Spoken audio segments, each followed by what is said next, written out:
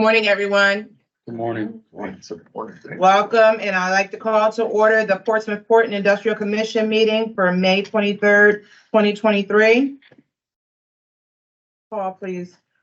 Yes, good morning, Chair and board members and City Council liaison. To begin with the roll, Mr. Peterman. Here. McSwain. Here. Ms. Rogers Garner is absent. Mr. Foster. Here. Ms. Jackson. Absent, and Ms. Allen. Present. Madam Chair, we have a quorum. Thank you. And before you, the minutes of the April 25th, 2023 regular meeting. I would need a motion for approval in a second. I'm moving minutes to be accepted as written. And I second it. We have a motion and a second. Any discussion? Hearing none. Roll call vote, please. Mr. Peterman. Yes. Ms. McSwain. Yes, Mr. Foster. Yes. And Ms. Allen. Yes. Here, the item is adopted by a vote of 4-0. Thank you. And we are on to our Port of Virginia update. Good morning, Chris. Good morning, Chair Allen. Yeah, sorry, I thought I'd sneak a sip of coffee in before speaking. Really a pleasure again to be here in front of the PBIC and in front of Councilman Hugel. Thank you. Give a quick update. I know we've got an exciting presentation this morning from a partner of the port at Dominion Energy on the whole CVAL and PMT projects. So really excited for Mike's presentation, but I thought I would just hit on a couple things. Obviously taking place at the Port of Virginia. We continue to see volumes sort of go back to what we call normalized level, so pre-pandemic. But ultimately, we are still seeing areas where growth is happening. Loaded exports are doing well, which is always something for Virginia. We've been very fortunate as a state to have a very rich environment for exports, and so we see that business continuing to do well. And then compared to other U.S. East Coast ports on the loaded import side, though it has gotten a little softer than what we had seen the past 2 years, we're still outpacing the competition, which is really what we wanted to see and we're really happy to see. And that's a true testament to the investments the Commonwealth has made in the port, both in Norfolk and at, of course, Virginia National Gateway at Portsmouth. Those investments in automation and added capacity continue to pay off. And also, I can sit here and tell you that, but we also commission economic impact studies, and we just released our most recent one. College of William and Mary completes that study for us, and we do it every maybe couple of years. We've done it every 5 years, maybe done it every 2 or 3 years. But in fact, knowing we wanted to showcase just the impact of the port over the past year, we've recently come out with our FY22, fiscal year 22 economic impact. I just want to hit on 4 or 5 points to call out, just to kind of give you the significance of what activity is happening at the port and what that means to us as citizens of the Commonwealth. Just to put in perspective, from an output in sales, it represents our port volume. So this is for fiscal year 22, it's $124.1 billion. That's about 12% of total sales output for the Commonwealth. From a Virginia gross state product perspective, the GSP for the state, it's $63 billion, and that's 10% of the Commonwealth's GSP total. From a labor income, which, being a driver of the Commonwealth's economy, and it is about jobs, it's about $41 billion in labor income generated by port-related activity. It's about 7% of labor income here in the Commonwealth for last fiscal year. And that equates about 565,000 jobs, or 11% of all jobs here, all state employment is tied back to port activity. And subsequently, the value to the ledger on the tax and state and local tax fee side, it represents about $5.8 billion. So the volume that we moved in fiscal year 22 had a $5.8 billion impact on state and local taxes and fees. And that's about 8% of the state and local taxes fee collected completely through the Commonwealth. So again, we see it here locally, and we're very fortunate to have world-class terminals and marine facilities, but it is an impact that's felt statewide. And that's why we feel so important to have the College of William and Mary do that sort of economic impact study so we can make sure that all folks understand the significance and how important the port is to moving this economy. So with that, I'll leave it there, but I'm always happy to answer questions. Are there any questions? Is that study available online? Yes, Councilman. It is on our website. I'm happy to send a copy to Brian and we can disseminate it through the PPSC or Yeah, we had the link. happy to do this. Sir. And I guess when we transitioned the port into to the windmill farm, was there, did we decrease our capacity to serve, or are we still the same place we were? So it's a really good question. And that goes back to that point of inflection, looking at 2017, 2018, when as an organization, we knew PMT was in need of significant enhancements to match the automation and technology in place at Big and what was being replicated over at NIT. And so strategically, we knew through some automation and the capacity gain, we could automate NIT south, which has happened, and north is underway. So, and then double our annual throughput capacity at VIG, which is complete and done. That ultimately we would get more return on those investments at those two primary container facilities, providing the port a unique opportunity to reposition really what was an idle or underutilized asset. And so that's really when, interest level increased on how do we take what is now a really awesome opportunity with offshore wind. How do we position PMT with some of the natural attributes that can't be replicated at any port? Those being, of course, our deep water, but then more importantly, the unobstructed air draft and having unlimited air draft and being, I would say within a near proximity to where most of that industrial development along the U.S. East Coast is going to happen for offshore wind. And that's really when efforts began working with partners like Dominion Energy and Siemens Gamesa Renewable Energy in their Blade facility and trying to put together what was an attractive solution to this emerging opportunity, which ultimately could represent well over $100 billion of project expenditures as, there are offshore wind farms being stood up and down the East Coast. And so I would say, Mr. Peterman, we sure, if you just looked at it as sheer, like any acreage represents container capacity, but then balancing that to a sort of ROI perspective and attracting a new industry along with a supply chain, which is going to also sort of begin to sort of populate and truly benefit the waterfront communities such as Portsmouth. That's where the unique nature of PMT and I think why it's going to be exciting to hear Mike's comments on what Dominion's doing at the 72 acres for CVOW, and then how that sort of plays into driving a whole new industry cluster that's going to establish here in the Mid-Atlantic and hopefully in Portsmouth and Hampton Roads.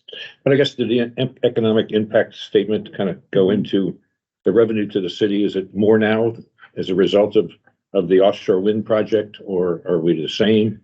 So that, so we obviously pay a load of taxes, right? We have a pilot fee that is set by the legislator. And a lot of that is correlated to roadway wear and tear.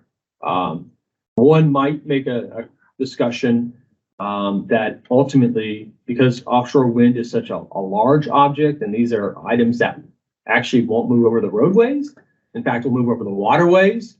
There's less wear and tear on city infrastructure tied to truck traffic.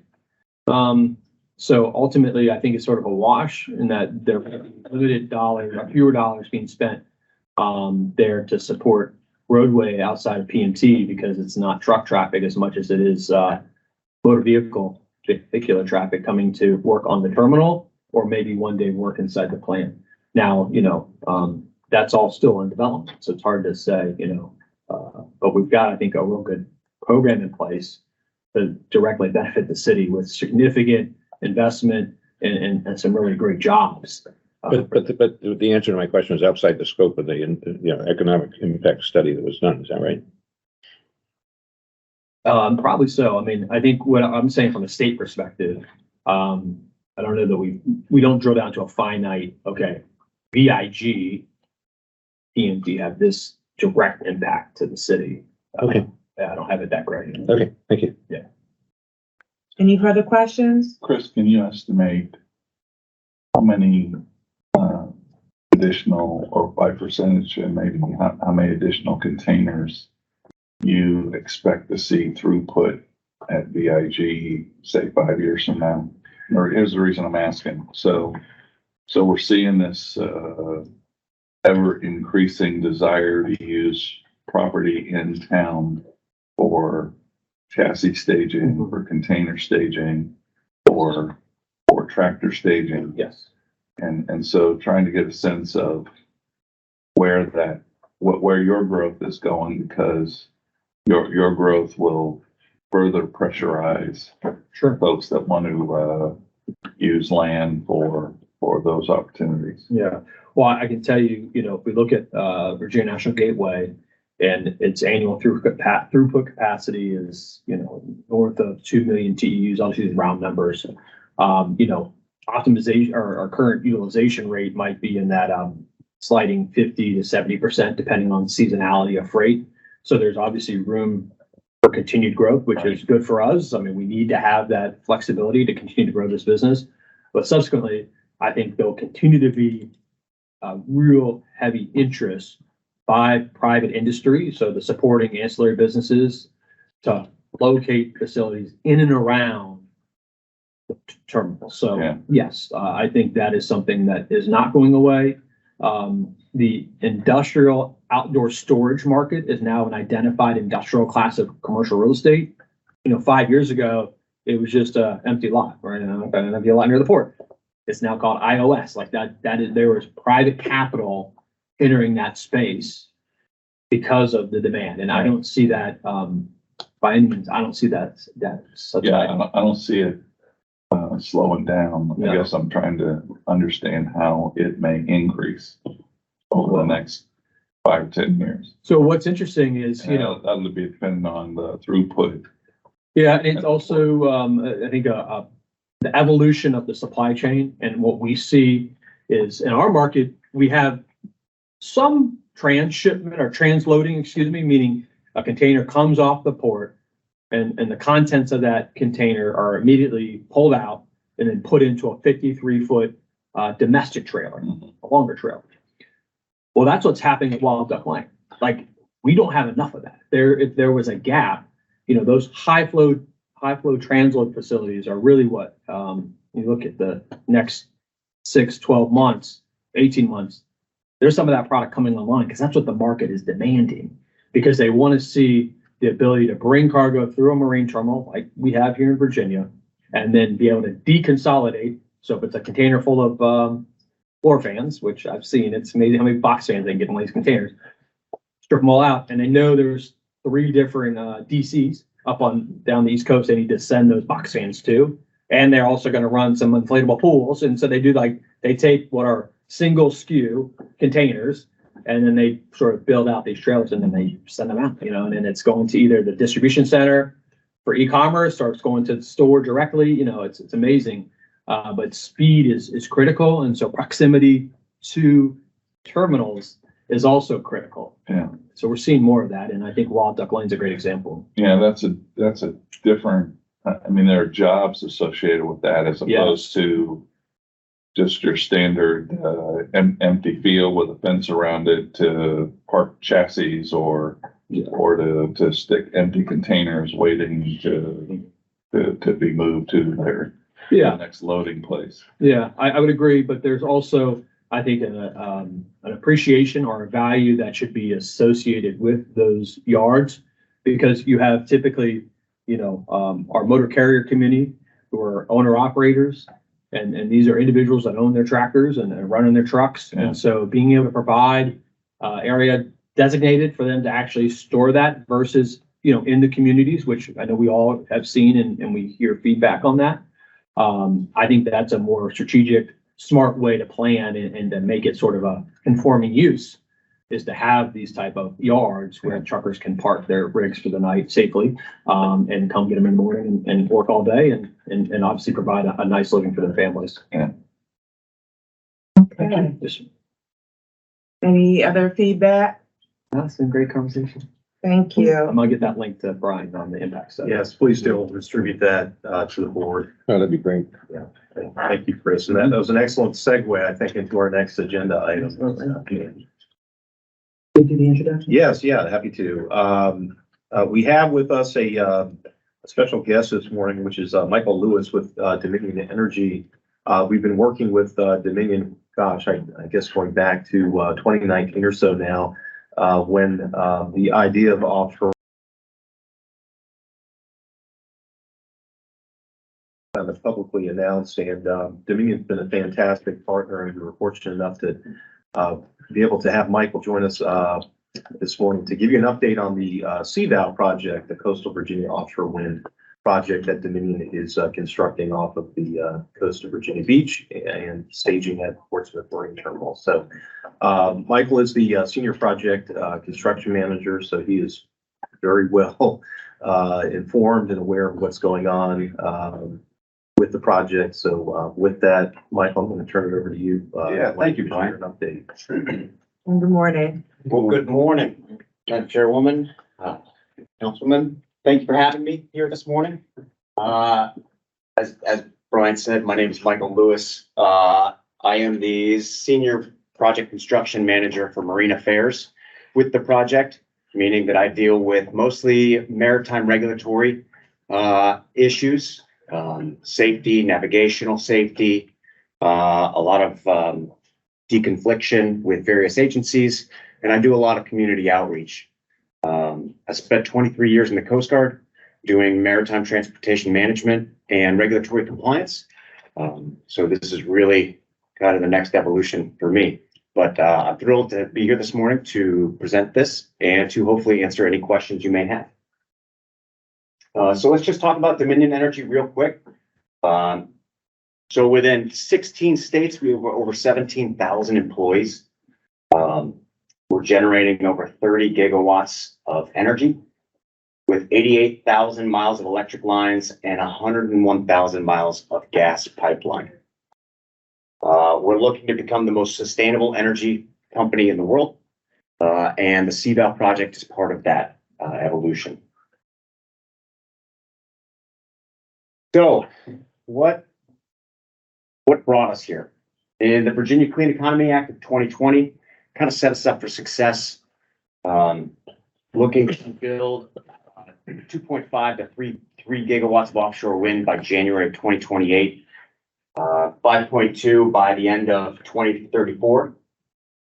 But we're really looking to build up that supply chain for that industry. We know that this is a growing industry, not just here in the Hampton Roads region, but more holistically across the country. We'll get into the different projects that are going on up and down the East Coast. Now we're seeing development on the West Coast with floating offshore wind, as well as interest in the Gulf of Mexico, where they've started lease processes down there. What does the acronym CVOW mean? CVOW stands for Coastal Virginia Offshore Wind. So our first step into offshore wind was with what we call the pilot program. We built and are operating 2 pilot turbines out in federal waters, about 27 miles off the coast of Virginia Beach, due east. Those are generating 12 megawatts of energy, and that's being distributed to the Hampton Roads region right now. Okay, so that's part of our energy distribution at this moment. Our capacity factor project to date it's been about 47%. And it's really allowed us to learn a lot of lessons going into this large scale project that we're going into now. We're learning about the operation, we're learning about the maintenance, we're learning about the ecological impact, and we're learning about working with various agencies, various local, state governments, and how we can best leverage those relationships. what is capacity factor? That was my And question. is 47% Go- good, bad, or indifferent? It's good, Could we, right? Okay, So so hold Yeah. on, if we could kind of hold our questions until he's finished with the presentation, I greatly appreciate it. So capacity factor speaks to overall, if we were operating at 100% capacity, we would be operating 12 megawatt. Okay, right now we're operating at about 47 capacity overall. So you can think of that in terms of about 5.5%, or excuse me, 5.5 megawatts that we're generating. We've had actually a stellar operating season with the pilot turbines so far. We've considered it a very big success. thank you. So what does this project look like? Over the next 3 to 4 years, we're going to be building and commissioning 176 wind turbines in this 176 square mile region. It's about 112,000 square acres. It's the largest offshore project on the East Coast or in the country in development right now. The goal here is to power more than 600,000 homes in the Hampton Roads region. It says, scheduled for 2026 completion. That's when we will have all of the turbines installed, commissioned, producing power, and that power is being distributed.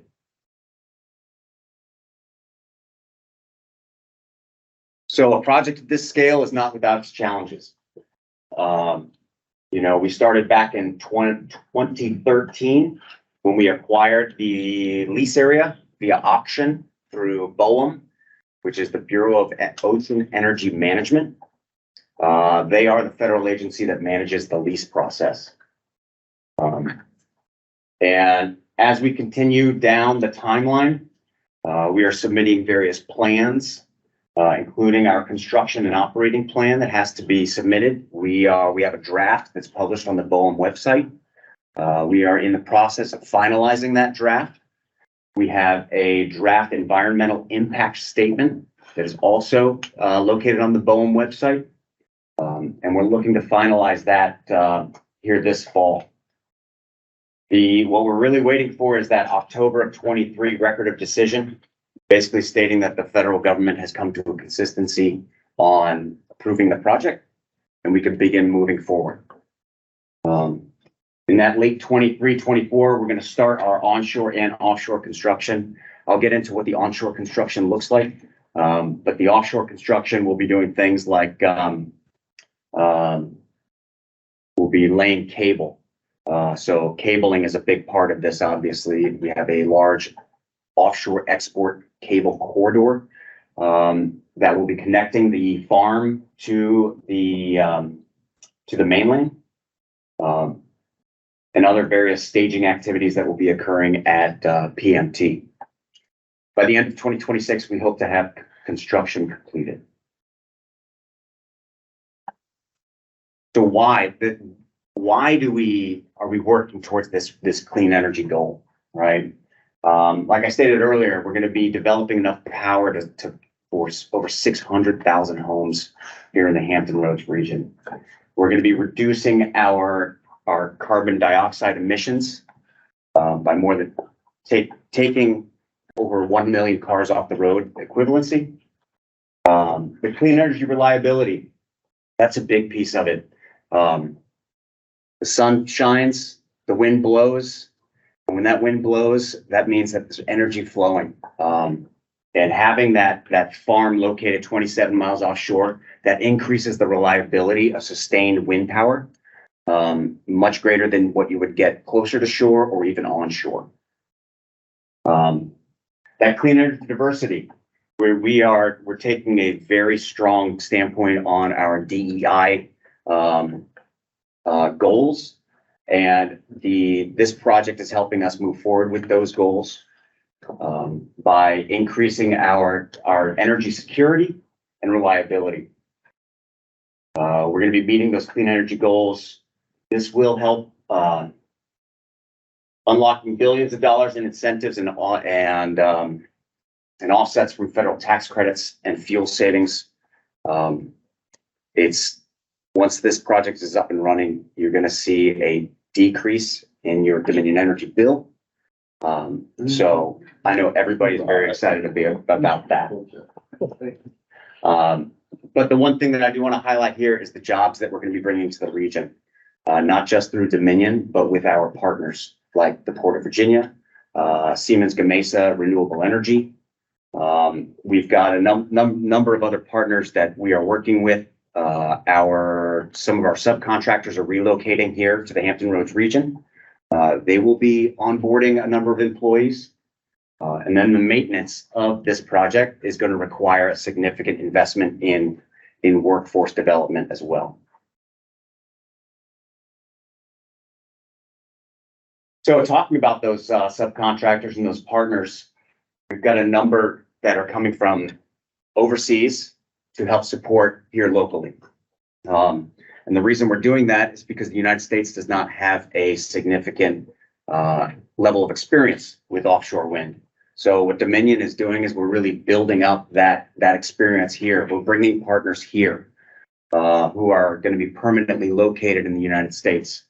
We've got the Siemens Gamesa renewable energy plant coming, finishing factory coming. Companies like Demi Offshore, that's a European company that they've relocated some of their offices to New England, working out of Massachusetts. But they're going to be having a large presence. Blatt is going to be constructing our transition pieces, which is one piece of the actual wind turbine itself. EEW is a European company that's going to be, they are producing our foundation pilings, which are anywhere from 200 to 200 feet long, that are being driven into the ground to support those turbines. And then Siemens Gamesa is going to be obviously producing our wind turbine generators and blades. So how is this energy going to be received to our customers, be delivered to our customers? As I mentioned earlier, we have a offshore export cable corridor that runs that energy. It's going to be 9 cables that are going to be buried underground. And then it's going to be driven further underground before it comes ashore. So there's actually no shoreline that's going to be impacted by the delivery of these cables. That's going to be coming ashore at the State Military Reservation there at Virginia Beach. And in support of this, we are going to be expanding our Harper's Road switching station and our Fentress substation. So those are areas where we are going to be doing onshore construction to increase the capability of the transmission lines.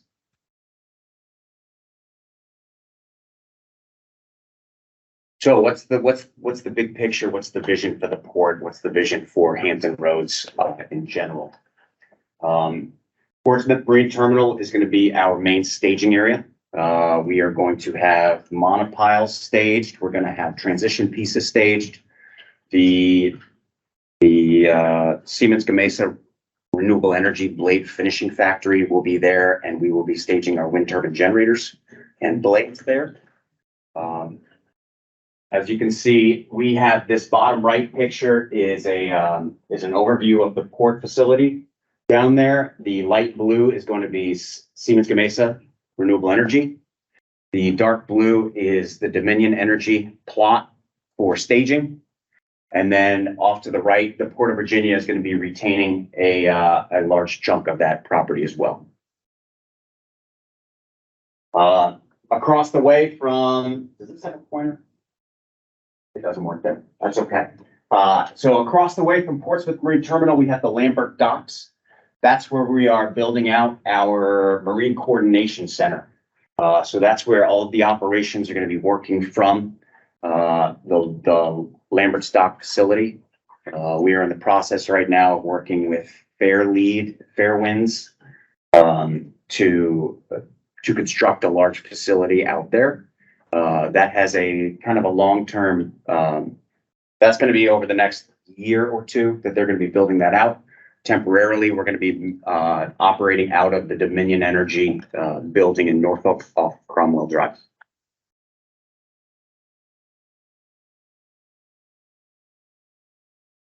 So what kind of businesses, what kind of commercial operations is this bringing to the port? The Roseholm manufacturer facility, they're going to be creating, it's 10 jobs, but it's for a very specific purpose, creating those threaded bolts. As you can imagine, the threaded bolts are very important to the turbine itself. Down at PMT, we're leasing to support the staging and pre-assembly. Skanska is our contractor that is doing the construction work down at PMT. The SGRE, hoping to bring in $200 million investment with over 300 jobs to help establish that blade finishing facility. Lambert's Point Dock, $100 million investment to create offshore wind and defense industry hub. That Lambert's Point, like I said, that's going to be our Marine Coordination Center. That's where we are going to have our service operation vessel and our crew transfer vessels are going to be moored up there. So that whole operation is going to be working from Lambert's. Viking life-saving equipment. So Viking is a life-saving equipment manufacturer for the marine world. They have come to Norfolk and they're setting up shop in the US for the first time.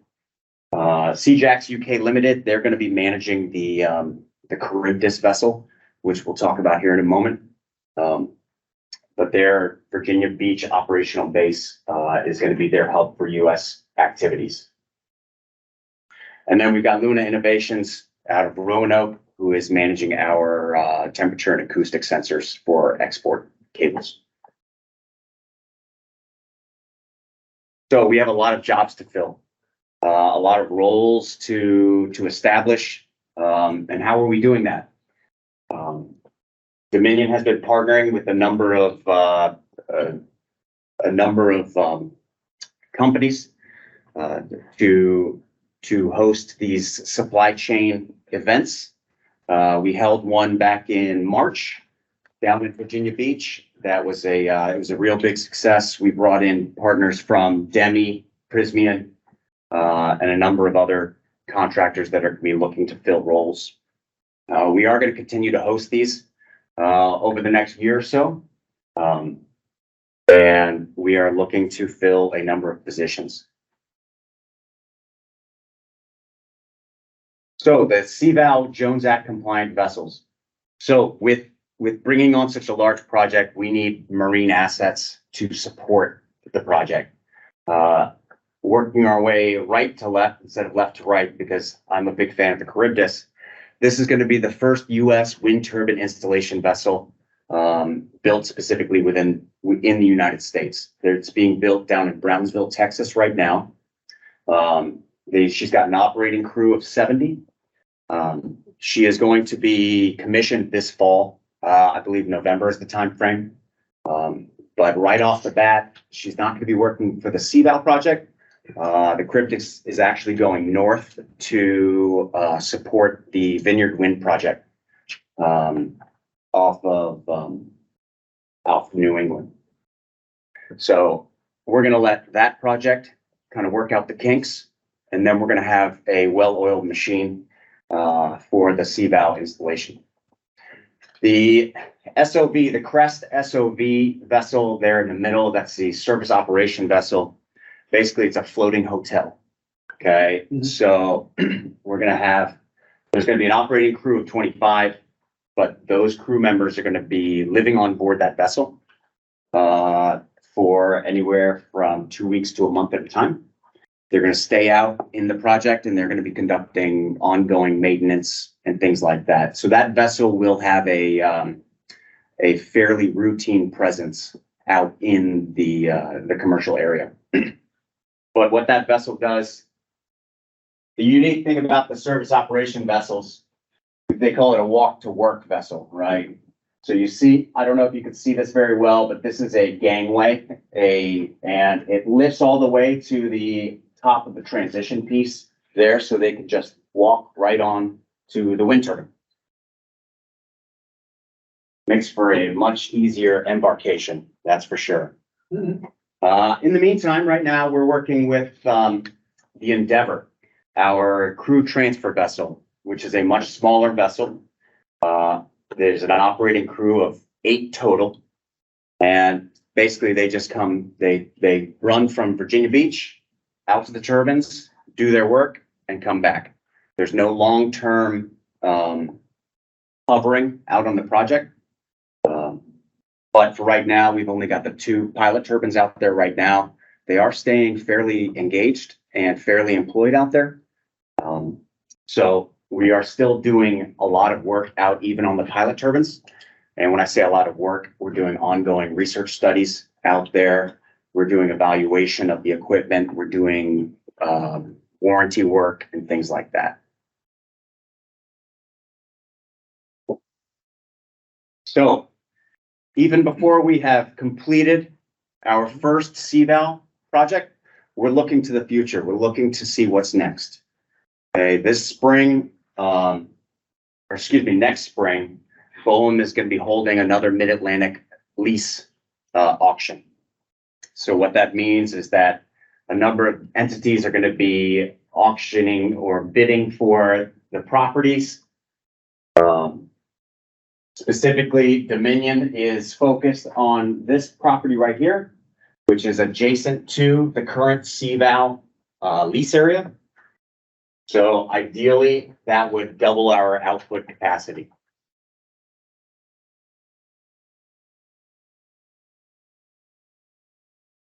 From a US market perspective, we've got a demand of over 77 gigawatts of power. We're not meeting that. We're nowhere close to meeting that. As you can see, with 42 megawatts currently operating, that's only a fraction. However, we have 17 gigawatts under contract.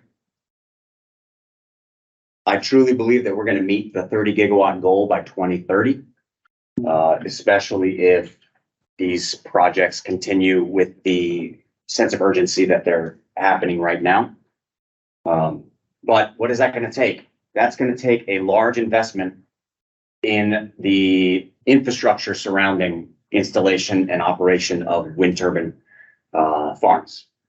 So we're going to need 5 or 6 more wind turbine installation vessels. We know that. The Charybdis is near completion as the first wind turbine installation vessel, but there are more in the works. We're going to need 4 cable laying vessels, 10 transport vessels, 58 crew transfer vessels.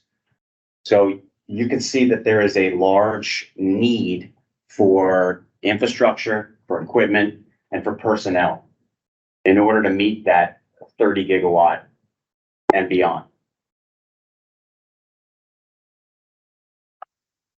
So what does the US offshore wind market look like right now? You can see that number 18, 17 down there off the coast of Virginia. That's us. This is Kitty Hawk Wind, which is owned by Avangrid Renewables. They're in the process right now. That number 20 down there, you're going to be looking at, I think Duke Energy owns one of the lease areas. And I think Avangrid owns another one. But as you go north, you can see they're only increasing in size. But as of right now, we are quite a ways from actually distributing power.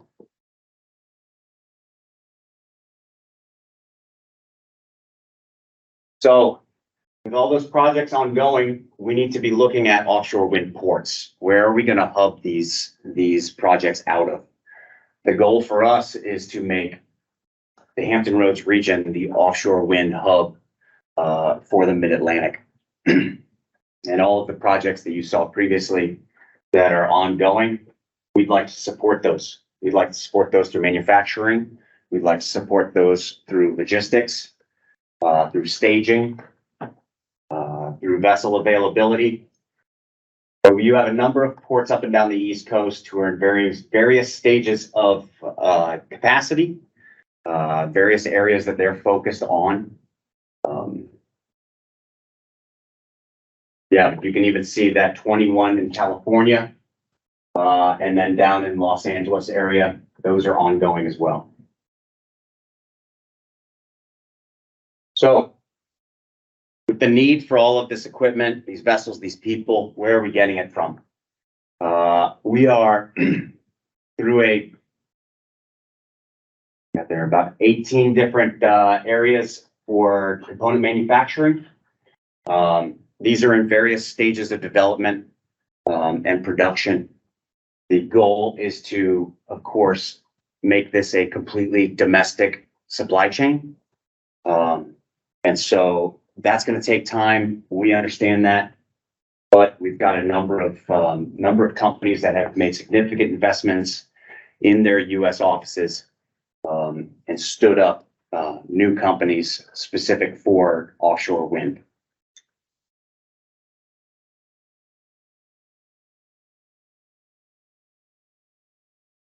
So this is just a snapshot from the Business Network for Offshore Wind, where they've identified various manufacturers and equipment suppliers throughout the United States that are supporting the offshore wind industry as a whole.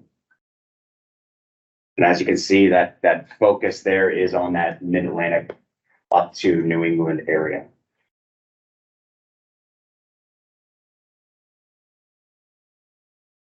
Now, Thank you so much. I've done a lot of speaking. Happy to answer any questions that I can. Councilman Hugo. Questions? I have no more questions. Okay. Mr. Peterman? I have a couple questions, I guess. How long are these things gonna last? I mean, you have to replace them after 15 years? So they have right now we have a planned 30-year life cycle for them. So at the end of 30 years, the ideal circumstances would be that we would be upgrading the technology and continuing to power through that mechanism. And I guess they're unmanned, correct? Yes, sir. You don't have a boat going around checking these things every day or whatever, No. whatever? Nope, they're completely monitored through that Marine Coordination Center, where they have full control over the turbines themselves. They can lock them out. They can monitor alarms and make certain internal adjustments and repairs. Okay, and these things are hurricane proof, is that? So these are rated to a Category 2 hurricane. The highest wind speed that they've encountered, I believe, was about 67 miles an hour during the Christmas storms last year. So they are rated well above what has ever been captured by meteorological data in that area. Okay. No, I have no more questions. Any further questions? Chair, thank you. Mike, the forthcoming, I guess, BOEM record of decision in October, do you foresee any issues in receiving that, or is there anything that perhaps as a community, Portsmouth can do to support that process? I'm not really sure what's involved in that, but Sure. is there anything that we could do to support that effort? No, I certainly appreciate that. So just as kind of an awareness, full transparency kind of thing. So Dominion is working closely with BOEM. We're working closely with the Army Corps of Engineers, and those are our two main regulatory partners right now as we work towards the record of decision and our final plan approvals. So we are addressing things as they come up. On a weekly basis, we are answering requests for information.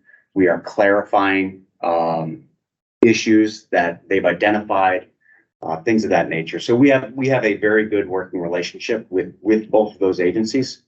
And so far, it's been very mutually beneficial for everybody. Well, if you foresee there being a need for Portsmouth or the Port and Industrial Commission to support in any way, I appreciate that. please Thank you, do sir. not hesitate to let us know on that.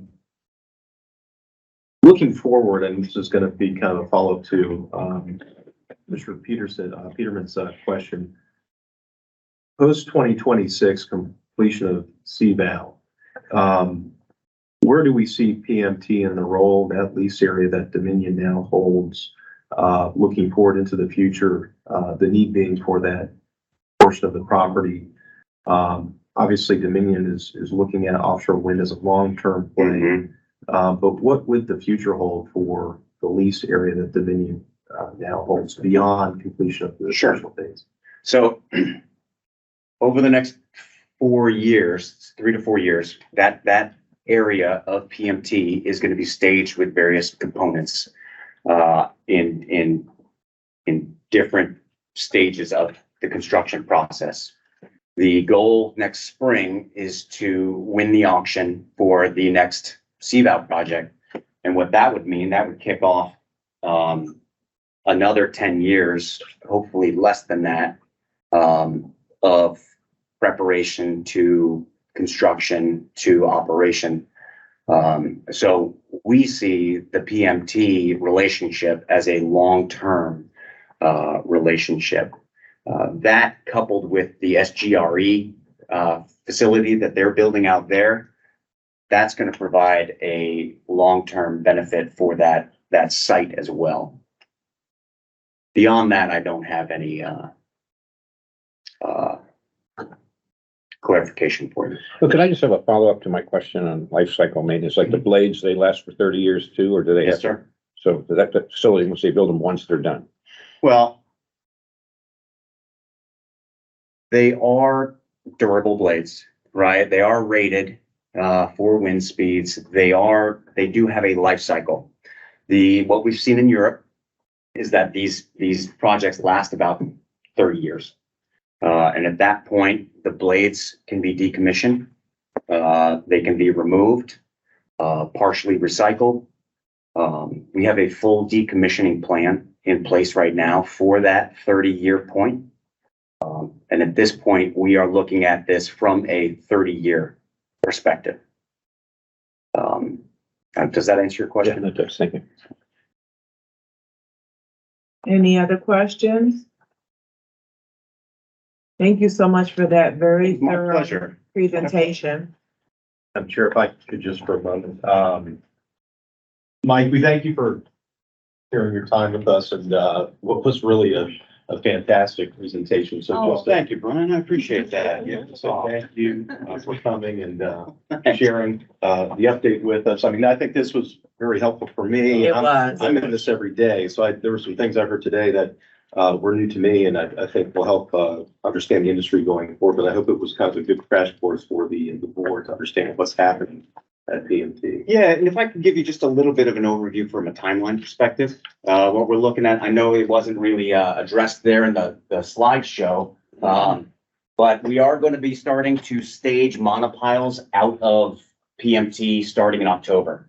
So those are going to be brought in from overseas. Those monopiles are going to be staged up on berms in a variety of different configurations. But that's happening at PMT. In May 1st of next year, on our schedule is to begin pile driving for the turbines. Okay, so we're going to have turbines are going to be coming in from overseas at about turbines. Monopiles will be coming over at about 8 at a time.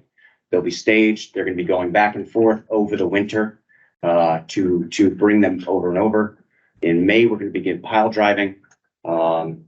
And so that pile driving is going to be occurring between May 1st and October 1st to allow and to account for the right whale migration season.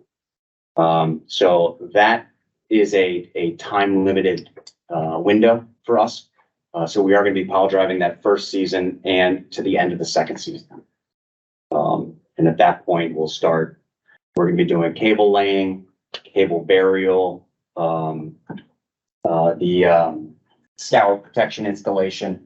And if any of these terms are unfamiliar, please just let me know. I'm used to just spouting off this things like I didn't know what scour protection was, but it's basically just large rocks that we're going to be placing on top of cables and around the foundations of the wind turbine installations themselves to prevent washout.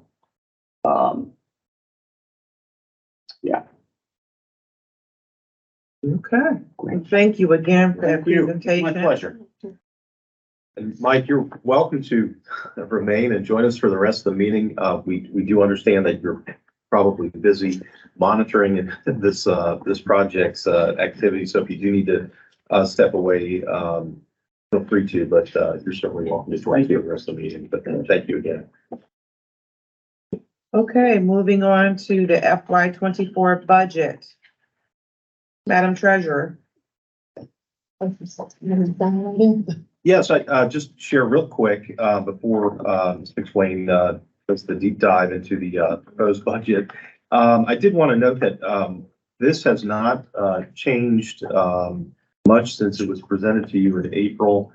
We did have the Finance Department go through the numbers for prior years, audited actual figures. So those numbers have been updated, but the proposed budget remains consistent with what was prepared and presented.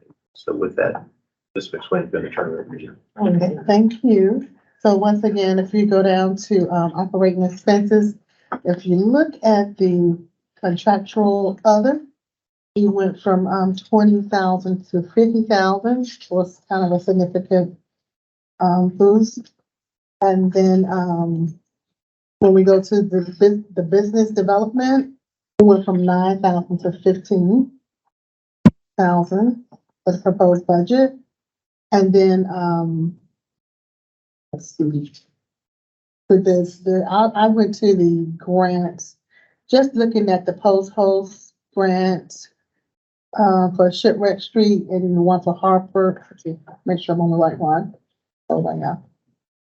Apologies. The job creation grant, still at 50,000, and the star base. Remember, we were going to keep that one and just till they're ready for us. That $50,000 there.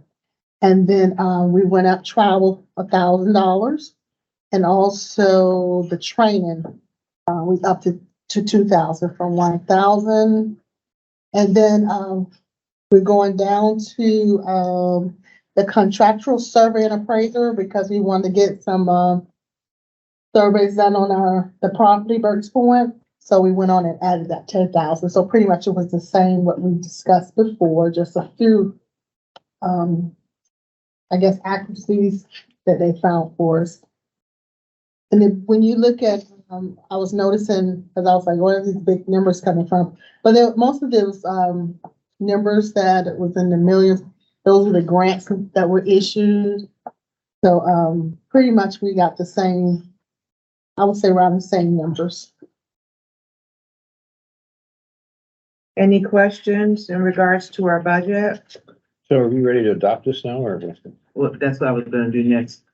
Moving forward, I wanted to know if there were any questions from commissioners before I call for the vote. Hearing none, I need a motion for adoption of the 2024 budget. I make that a motion, please. I have a second. Second. I have a motion and a second. Any further discussion regarding the budget? Hearing none, roll call vote, please. Mr. Peterman, Yes. Ms. McSwain, Yes. Mr. Foster, Yes. and Ms. Allen. Yes. Chair, the item is adopted by a vote of 4-0. Thank you. Thank you. Okay, the Shipyard South Gate Annex. Yes, sure. I just wanted to share with the commission an update on some recent conversations we have had regarding the Norfolk Naval Shipyard Southgate Annex property. This is property that really serves as overflow for the shipyard's periodic needs. And for a long time has really been underutilized, which is why we began having conversations back in 2018 with the shipyard about the possibility of this property being declared surplus and being available for private use. It is located immediately across the street from the PPIC's property at 3920 and 3930 Burns Point Road. The area in red on the right is approximately 16 acres. It does include paved parking areas, some buildings, and then also some piers that the Navy maintains. That is the area that we have been looking at historically. Recently, we've had some conversations with Captain Dasher and the planning liaison from the shipyard regarding next steps and how we could move forward with permitting if this property is available. One of the first steps in that process was assessing the environmental condition of the property. There was an assessment that was done And I have a copy here if anybody wants to see it. and Mr. Peterman has that. We, understanding based on the meeting we had last week with representatives, we understand that the environmental conditions out there, while there are some areas of concern and there are some hazardous materials on the site, the concern is much less than was anticipated. So really what we come down to now is what is the Navy's need for this property?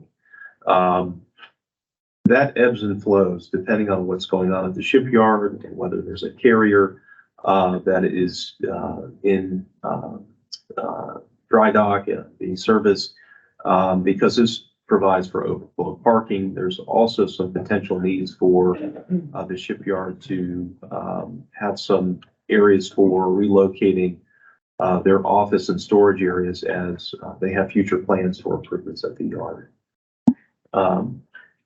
We're a little bit further out on determining exactly what those plans will be and what the needs will be. But there seems to be an understanding now that the waterfront could be available here very soon for some sort of public-private partnership. And when I say waterfront, the area along the water and the piers. There has not been an assessment or determination of what exact area that would be. It certainly would not be the full 16 acres. So we are in conversations with the shipyard about that. But did want to just give you an update on this. Mr. Peterman was in attendance at the most recent conversation.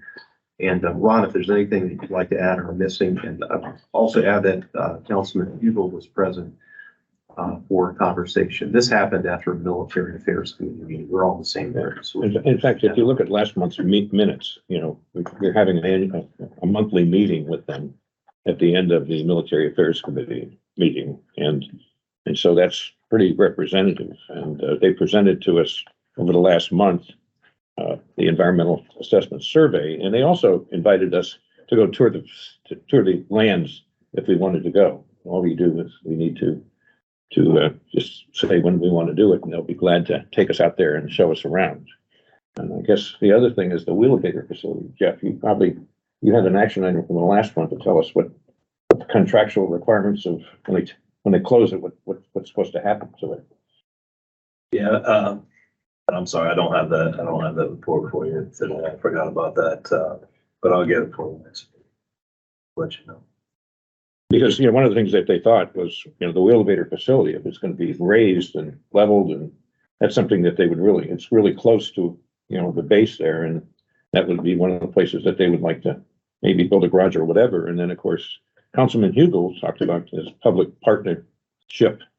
Potentially their number one need is building garages for parking there and doing some sort of public partnership with them to maybe the city builds a garage in exchange for whatever. So, you know, one of those things it's not a deal done, it's just a deal talked about. So did you want to add anything to that? I did speak to the chair of SIPSA since our last PPIC. He tells me that Wheelabrator is required to demolish the plant prior to turning the property back over to the Navy.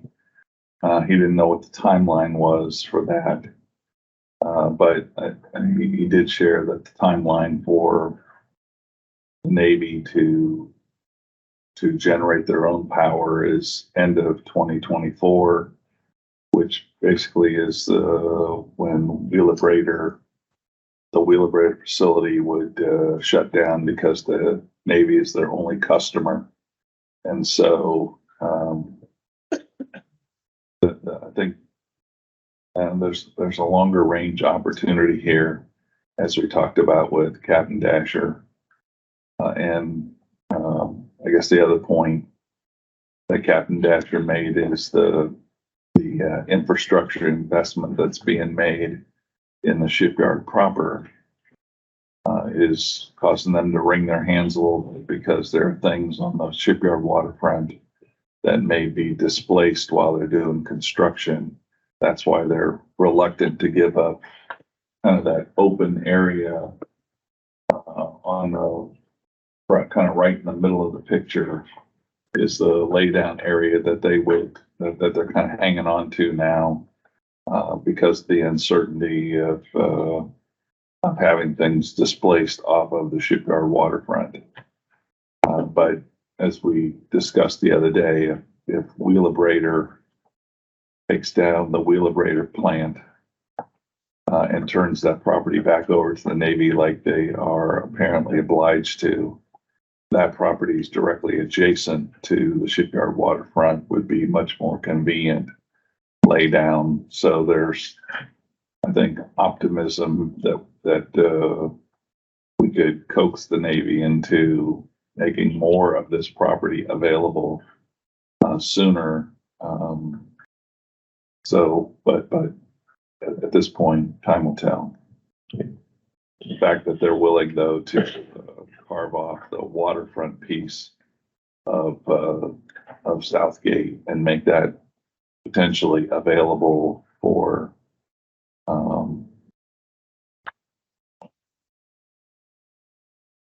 commercial leasing or service in kind, I think gives us an opportunity once they kind of spell out what that looks like for us to start looking for potential tenants that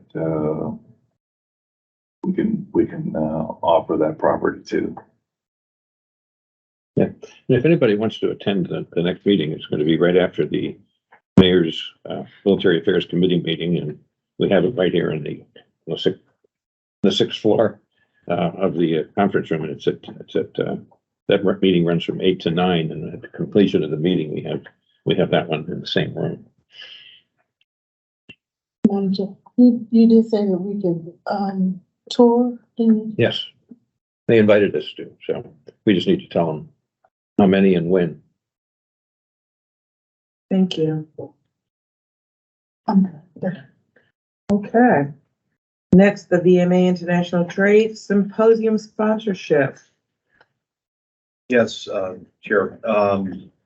So have just adopted your budget, and I'm not going to waste any time in trying to put some of those resources to use and spending some of those funds that you have allocated. And one way that I think we have the opportunity to do that is through our business development activities. I did want to bring an opportunity before you for consideration, which is a sponsorship of the Virginia Maritime Association's International Trade Symposium, which is scheduled for this coming October, the 4th through 6th. The PPIC was the sponsor of this event. Last year, I think he sponsored a portion of the networking reception. But I did conversations with Mr. Will Padu, who presented to you at your April meeting. We do have a sponsorship opportunity for the banquet for the event, and that would be as a table sponsor, which would assist with their event being held that evening. The participation would allow for your attendance at the banquet, a table of 10.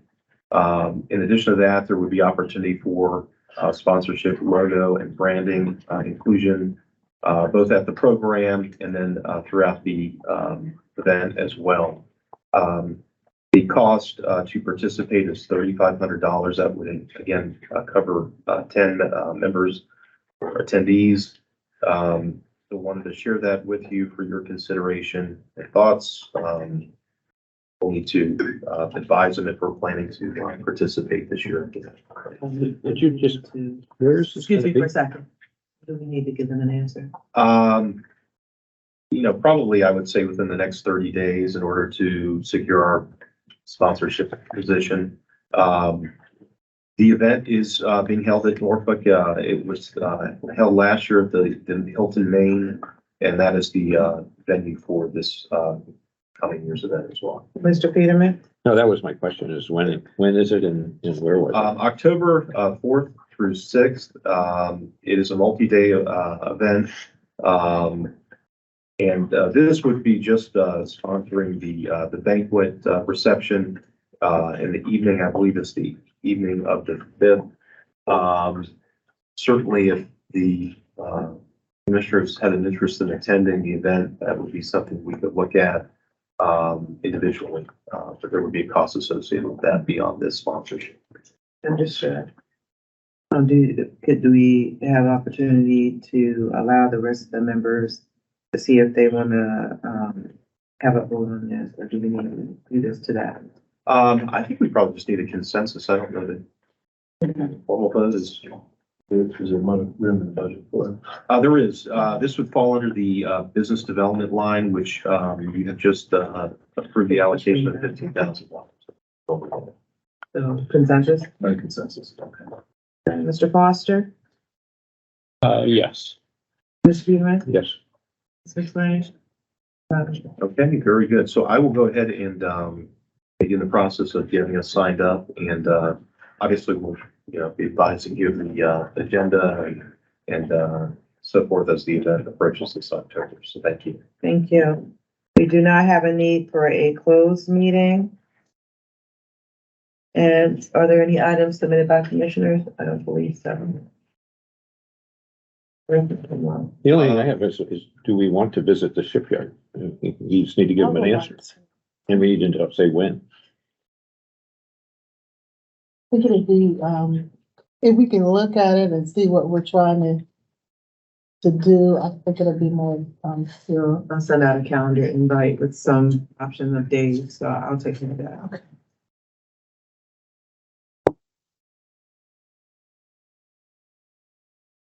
Fort Betts, 3920, 3930 Burton's Point Road. Yes, bringing back before you for review and consideration are a couple of items for the Burton's Point Road properties. We have previously discussed 3930 Burton's Point, some of the wetlands issues that we are aware of there at the property. The last time we had a wetland study performed was 2017.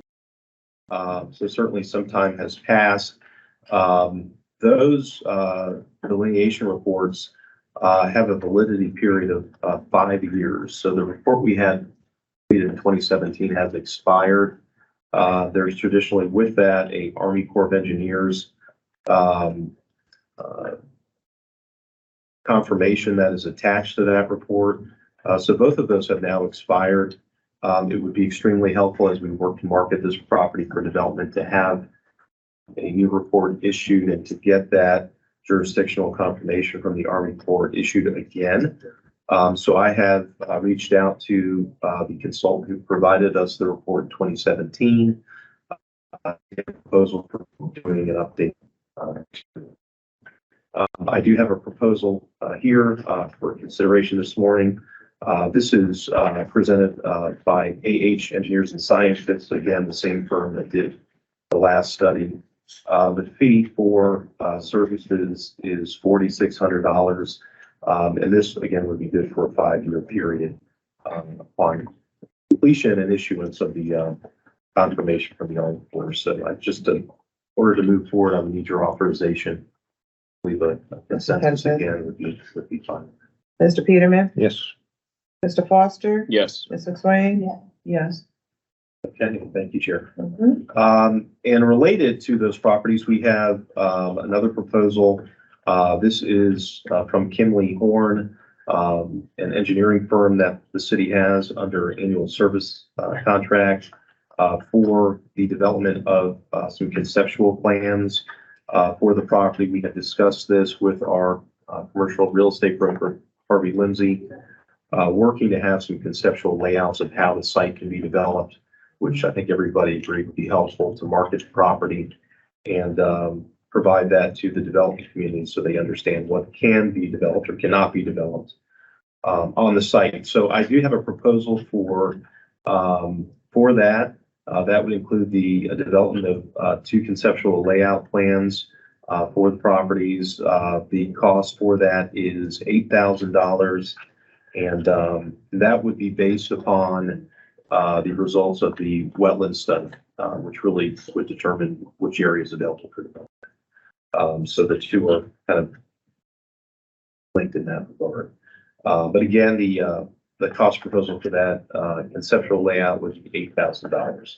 You do have funding for this expense included in your budget, which would be under your contractual other line, which we have just increased. So we would have to go and increase it again, correct? No, I think we kind of factored this cost in. And when we increased that line in this year's budget, it was to accommodate work like this.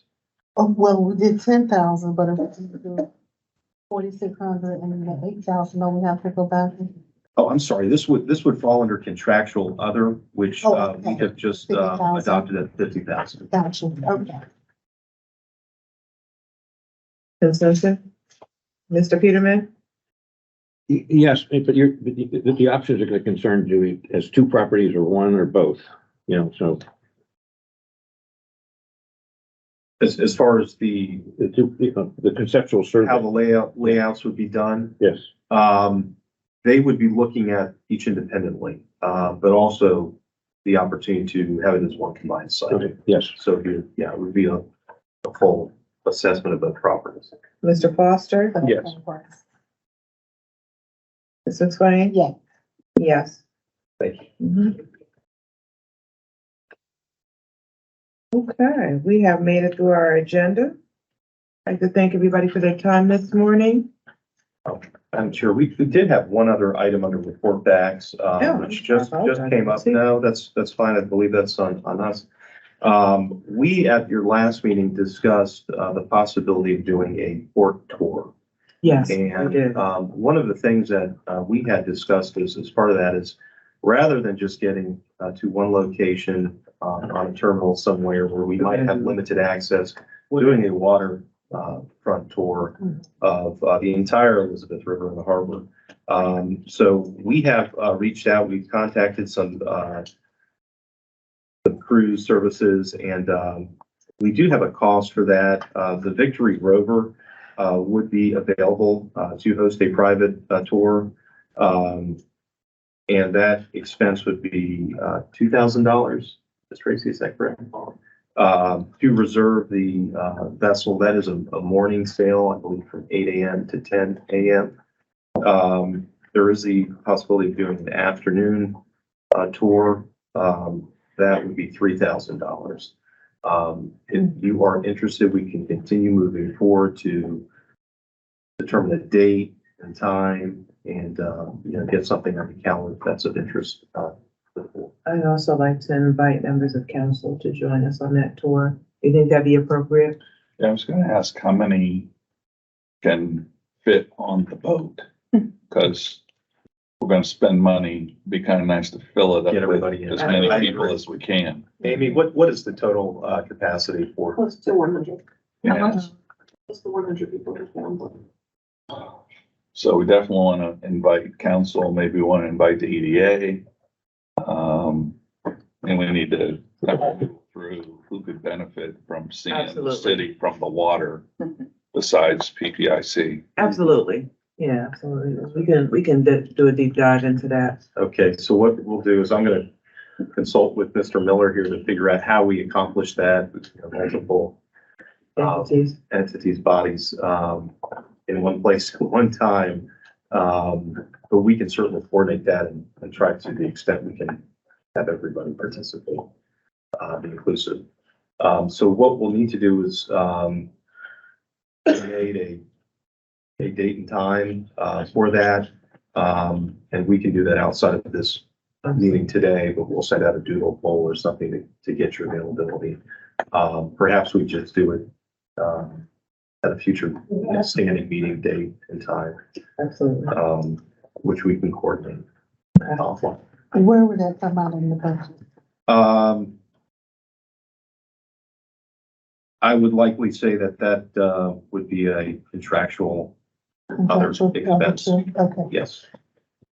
Those are the EDA would be willing to partner. There may be an interest in the EDA and doing a cost share, so we can certainly check on that. That it? That's it, yes. Okay, thank you, everybody, for your time this morning. This meeting is now adjourned. Can I ask a question? What was that? I almost hit the gas. So, just in time. So there are several budget things that you just talked about, Brian, that could be billed to the FY 23 budget, right? As opposed to billing the FY 24 budget. Are there monies left in the 23 budget unexpended to pay for some of the things that you just talked about? Because if there are monies left, kind of makes sense to spend the money we have and save the money we don't have yet. Yes, and I will, the two-part response to your question, Councilman. Yes, there are funds available in the FY 23 budget. I don't believe that these costs will be incurred until FY 24. The PPIC's budget, I think, works a little bit different than the city budget in the sense that whatever is not spent at year end really just rolls over into the next year. So it would just be a cost savings that we would then roll in by 24. But we're probably a few months out at least from having the actual expenses, invoices in hand to make payments anyways. And for our tour of the water, did we check on Carrie B? We're closed, out of business. Out of business, okay. Really? 63 years. Oh, wow. We did research that. Yes. Transparent, we did, yes. We did research that. And we are going to be, and since I have him in the room, so he's got to, commit here today. We're going to have some partners on that tour as well. So we're going to extend an invitation to Port Virginia and have them participate in the tour. We'll have some individuals who will be able to share information on specific facilities Yeah. in the region as well. Okay. Any other discussion? Maybe some Cranny Island expertise too. We're gonna have the $1 million. We can see if we can, I think we've got some contacts at the Army Corps. We could probably see if we can maybe get something on board. Anything else? Going once? Or twice? Meeting is adjourned. Everybody have a good day.